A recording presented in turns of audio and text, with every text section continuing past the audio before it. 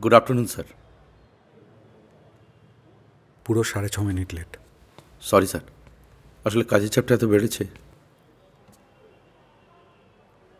Sub inspector মারিয়ে তারপরে SDPO হয়েছি। আমাকে শেখাচ্ছেন? কফি খাবেন? না স্যার, আমার তো দুধ চা চিনি দিয়ে। হালদার, আমার কফি আর একটা দুধ চা চিনি দিয়ে। দিচ্ছি স্যার। আচ্ছা, ওই কাল জ্ঞান ফেরার পরে কিছু খাওয়াতে পেরেছিলেন নাকি? না স্যার, ওই হাতে পায়ে ধরে 1 গ্লাস দুধ খাওয়াতে পেরেছিলাম। তবে স্যার চিন্তা করবেন না, কয়েকদিনের মধ্যে ওকে চাঙ্গা করে নিয়ে নাটবল্টু হালকা করে দেবো। সাবধান, হিউম্যান রাইটস হয়েছে আছে। বসুন। Thank you sir. স্যার আপনি বসুন।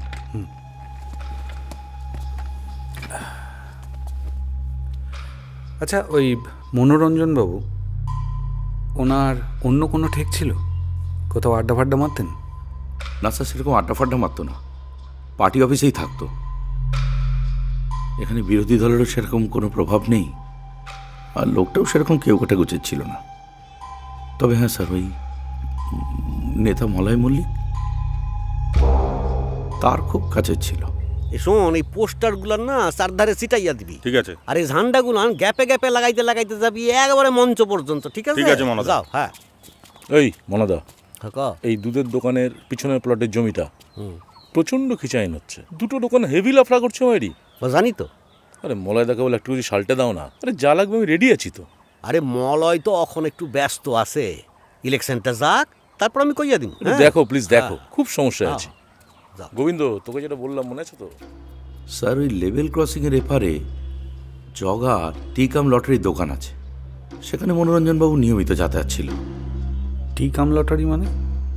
স্যার অ্যাকচুয়ালি ওই দুই ভাইয়ের ওখানে চায়ের দোকান, আমার লটারির টিকিটও বিক্রি হয়। ওদের জগাই মাদাই বলেই সকলে চেনে। সেখানে মনোরঞ্জনবাবু নিয়মিত যেতেন, লটারির টিকিটও কাটতেন, আবার চায়ের দোকানেও বসতেন।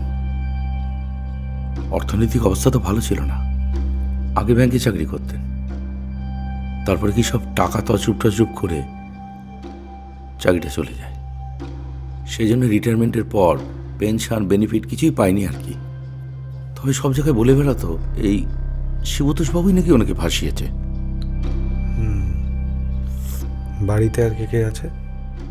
বহু অভাব, অভাবের সংসার।